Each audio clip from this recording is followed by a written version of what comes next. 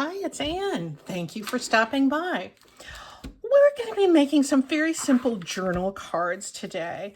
And these are good things if you've lost a little of your creative mojo, as happens from time to time, but you need to make some stuff or you want to make some stuff.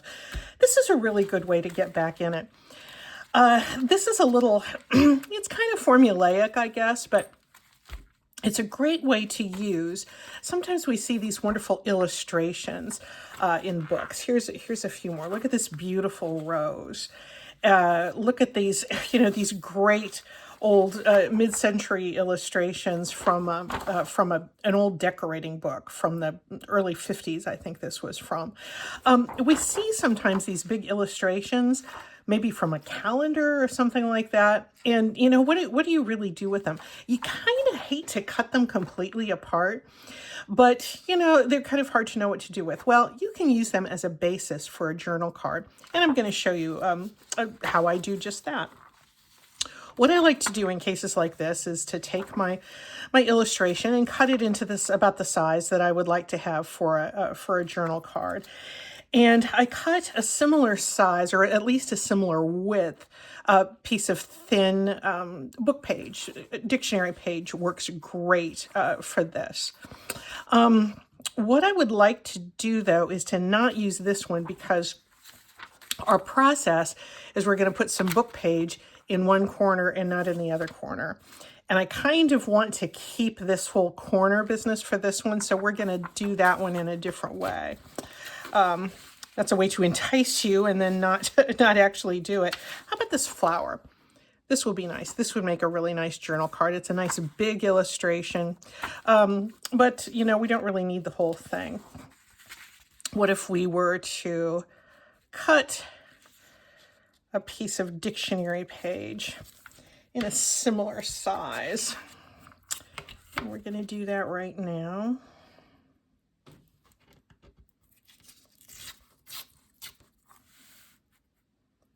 This is so simple. Really, all you need is some kind of a book page, some kind of a focal image, and a little bit of an accent, a little bit of a label, and that's what I have in this pile over here.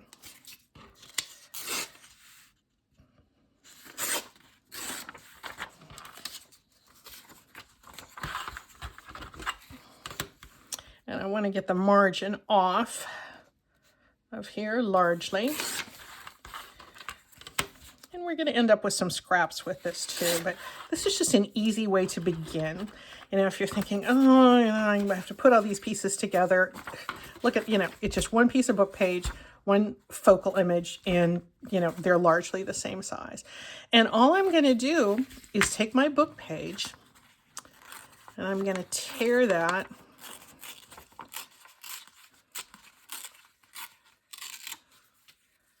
I'm going to tear it and put this up here and put the bottom part down here.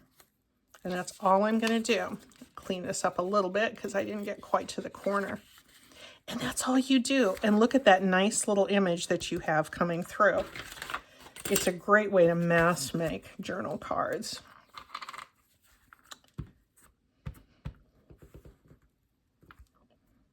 And I have quite a few that I'd really like to make. Am I in image? I've changed my camera setup here, so I've changed my lighting too. I'm hoping my lighting is a little bit better. As I've been doing more and more YouTube videos and just sort of getting used to the whole process, I'm realizing that the lighting is a little more important than I always knew it was important, but I just didn't really know how to do it before, but I've been doing some research. There we go. Yeah, I think that's going to be nice.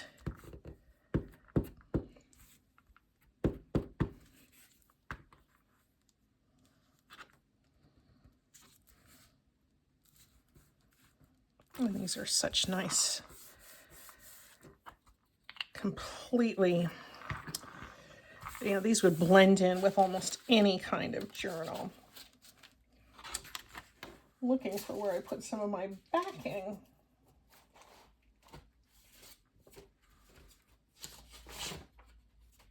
There we guess I have that. Oh, here's some.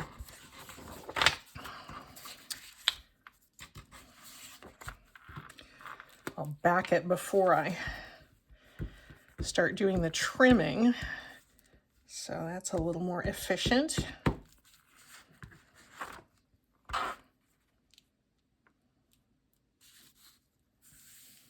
Kind of reminds me of sometimes we, when we get these big images that are beautiful and we don't know what to do with. It reminds me of when I was quilting a lot, and I still do so sometimes, but when I was quilting a lot, there used to be sometimes fabric that had a big, beautiful pattern that it just broke your heart to cut into. And scrapbook paper can sometimes be that way as well. I find it, I've indulged in a couple of Stamperia scrapbook paper pads over the last couple of years. And I say indulge because they are, as my friend Connie says, top shelf papers. And they're expensive, but they're exquisite. They're really, really beautifully, beautifully done. And but sometimes those big patterns, what do you do with them? I mean, you just admire them, taking them out of the pad, but oh, they can be super intimidating. And I think we just need to use our stuff. There's no need to be hoarding it. Here's this. Didn't have my corner rounder out, did I? Now I do. And then let's add just a little bit of a focal point. I could put it up here, over here, but I have all of these little labels that I've stamped and cut out. And I think that'd be nice down there. It doesn't have a whole lot of contrast, but I don't really think it has to. Not every tag needs to be a riot of elements.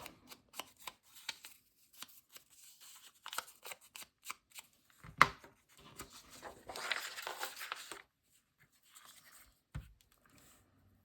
got out some rice paper and made a whole bunch of these little labels that I think are sweet. This might be a Tim Holtz stamp.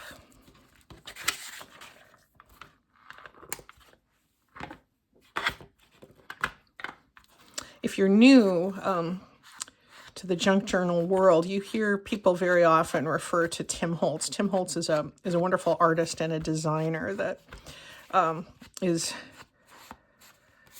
well known for creating really, really wonderful products. And by products like this, this ink, this is a Tim Holtz designed ink. These little handle things are Tim Holtz. We certainly don't have to get Tim Holtz products, but there's no denying that the junk journal world is better for Tim Holtz and his contributions. And so you will often hear, Tim Holtz paper, Tim Holtz this, Tim Holtz that. I think he lives in Arizona or something. He's an American, but he has worldwide acclaim, and I'm pretty sure that this is this stamp image is one of his. I like this little tag, and see, without really any kind of thought, if I had zero ideas, I could sit down and make a really nice little tag. Let's do another one. I did pre-cut a few. Oh yeah, let's look at a different way of doing one. Where was that one that I set down when we first were here? Was it? I think it was this one. What if we were to do our tearing top and bottom on top of a book page instead of putting the book page on top of our image? And I say that because I really want to preserve this little barn, this little rural scene. I think I'm going to do I need something a little bit thicker for the whole thing, so I'm going to pull this out. This is a fairly thick backing. And am I okay with these? I guess that's fine. I'm going to cut my page here to be about the same size as my, because I know I want my tag to be this size. I've got a little bit of margin showing here, but I'm not going to worry about that because I'm actually going to be moving the whole image up.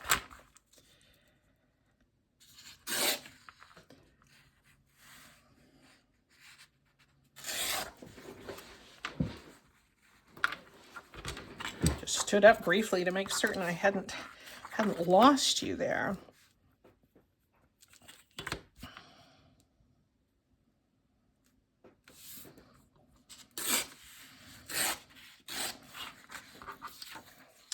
There we go. So this is going to be on the top. So I'm going to just do my tearing.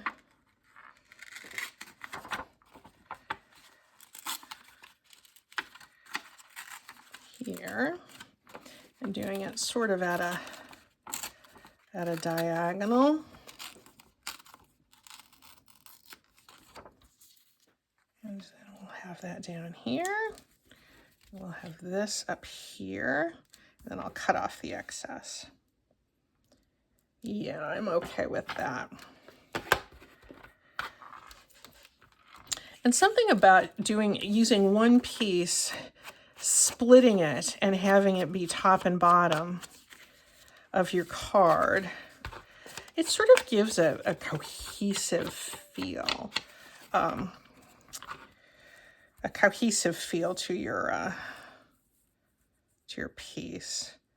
I'm seeing some kind of medical looking terms that make me a little queasy, so I'm going to try to cover those up. That's always one thing with dictionary pages. I mean, words are just words. There's, nothing wrong with any word. But, sometimes I don't really want to see medical terminology on my dictionary page. Sorry, pustules. You'll have to find another place to be.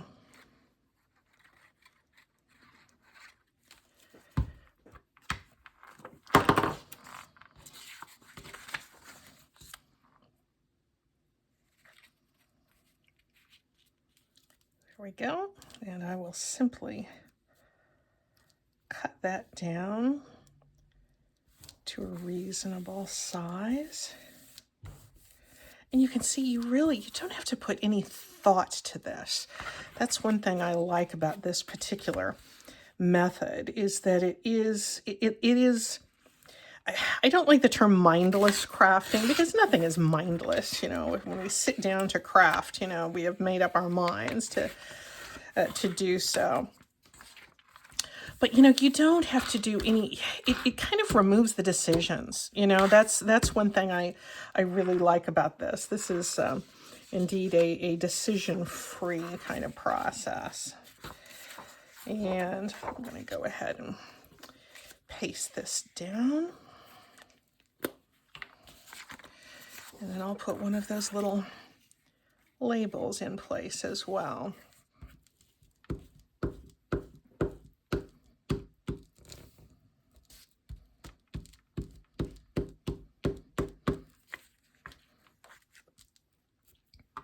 So if you had seen the word pustule on a dictionary page, would you too have tried to to cover it up? I know there's always some words that just kind of give us the creeps. For a lot of people, it's moist. They do not like the word moist. Moist doesn't bother me that much. But I remember, this is probably well over a year ago, when the Wordle word of the day was moist, and people everywhere were going, "Oh, I hate that word moist."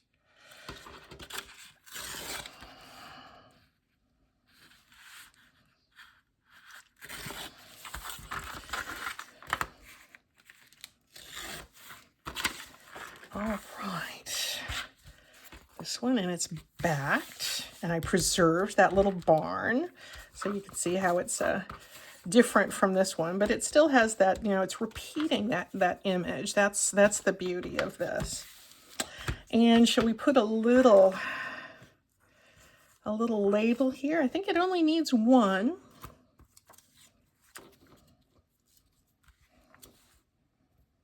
I kind of like that one. This is this is stamped on Italian straw paper,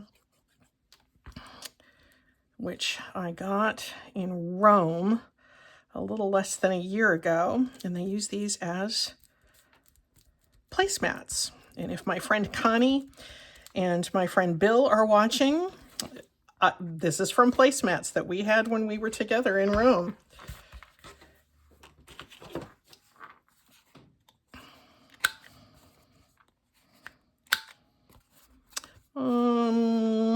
I'm going to round this one all the way around, so we'll make this a journal card instead of a tag, mainly because I'm being kind of lazy and I didn't feel like getting out my my little template card, although now that I look at it, it's right here, so I could have used it. Well, that's all right. But once again, you can see this is super easy, mainly because we did not have to make any decisions. I could put something else up there if I wanted to, I suppose. As soon as I get done saying, oh, you don't have to make any decisions, and then I'm making decisions, but it looks just a little bit blank. Yeah, I'll do that. Okay, very few decisions. We will call this not a decision-free process, but a decision-light process. And I could have stopped here and added this later if I'd wanted to.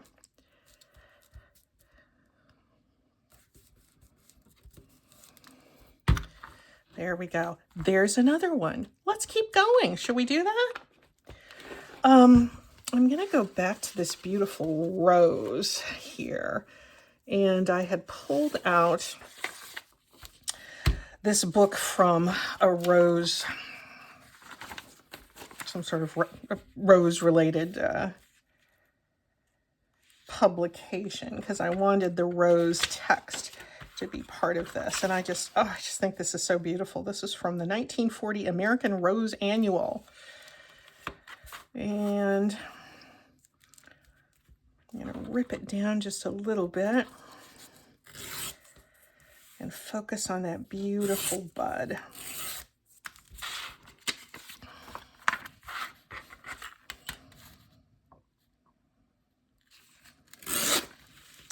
Knowing that I want to cover up part of it, but I'm going to try to keep the coverage fairly minimal.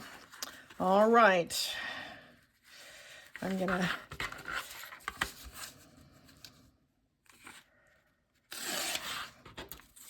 tear this off. All right. I want my book page to be going this way and to be fairly small there in the top.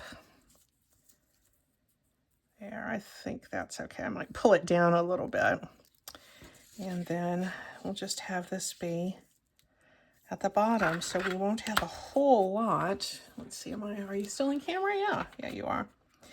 My phone is in a different position than it used to be over my desk, so it's a little bit harder for me to see, and I have to remind myself to check. I'm going to ink this right now because I've got that ivory background behind the rose.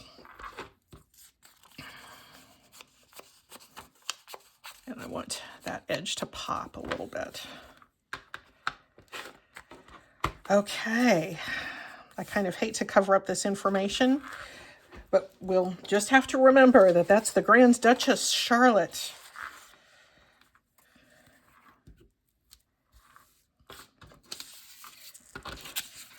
Who am I kidding? We're not going to remember that, but things tend to get covered up when we do these.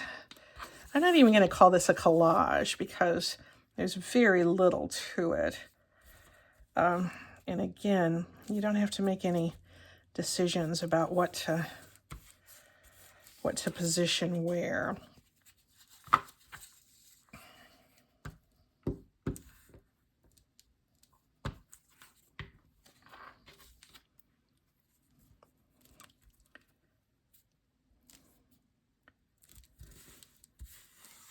Oh, this is so pretty. Isn't that nice? Let me see if I have any more backing paper.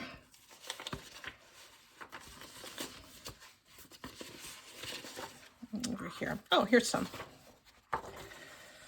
This is a fly leaf of an old book. You've seen me harvest those out of old books before. It's just always handy to have a bunch of these around for backing.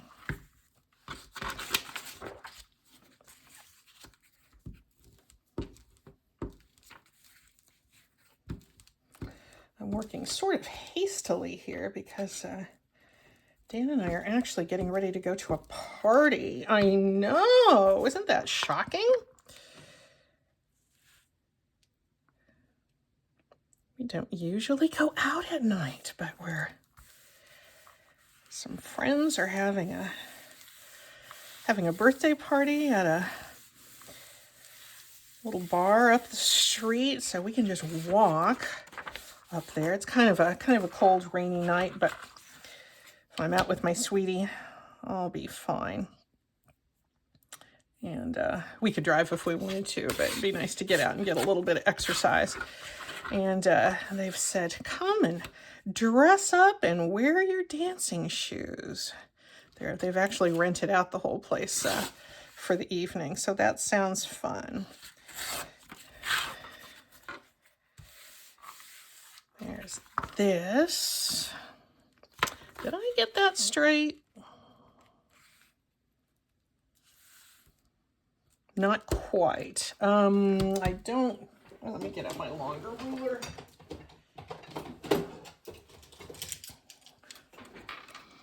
It was looking suspiciously crooked to me.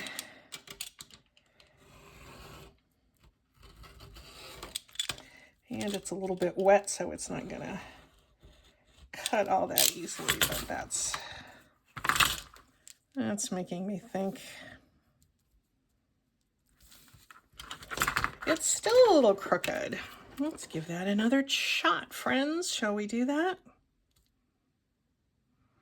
Getting so excited about the thought of having a date tonight.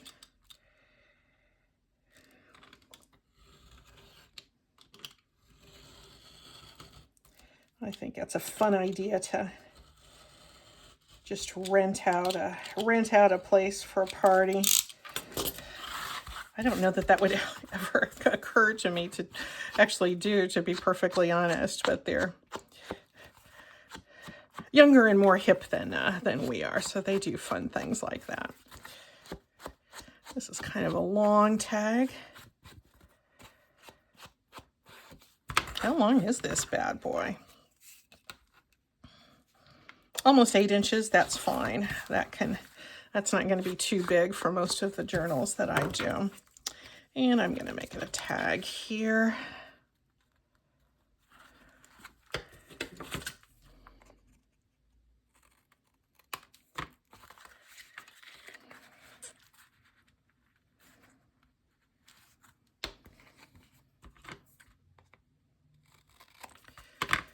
And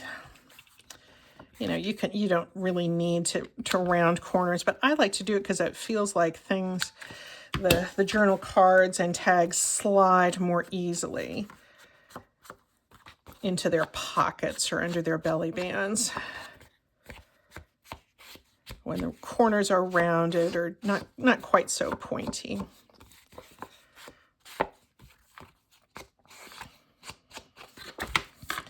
And now that I've made a big mess over here, let's look and see what kind of little label we want to put on there.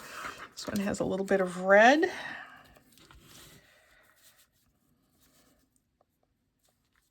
We want it up there? We do not. We want it there. Maybe do I want green?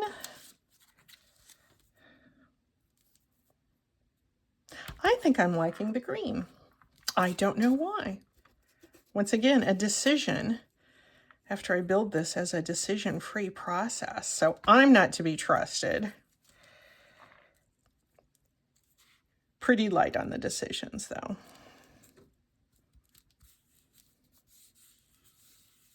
There we go. I tend to, when it comes to putting the toppers on tags, if I don't have all the equipment out or anything to do that right away, I don't mind going back and punching a hole and tying a little ribbon in something later on. But isn't that a pretty way just to use that big rose? I just love it. I just love it. And, you know, I wanted to get a little bit of crafting in. You know, we're just going out to this party. I didn't want to get all, you know, stuck in the decision-making process. And it was easy just to pull out my big images and my little pieces of book page, get them cut to the same width, line them up, and then just do some tearing. And I do think that it's nice to keep that same tear here and just split them apart, because one just echoes the other, and there's just sort of a really nice continuity to that. So there you go, guys, and I hope you have as much fun on your evening as I'm sure I'm going to have in mine. Talk to you next time. Bye.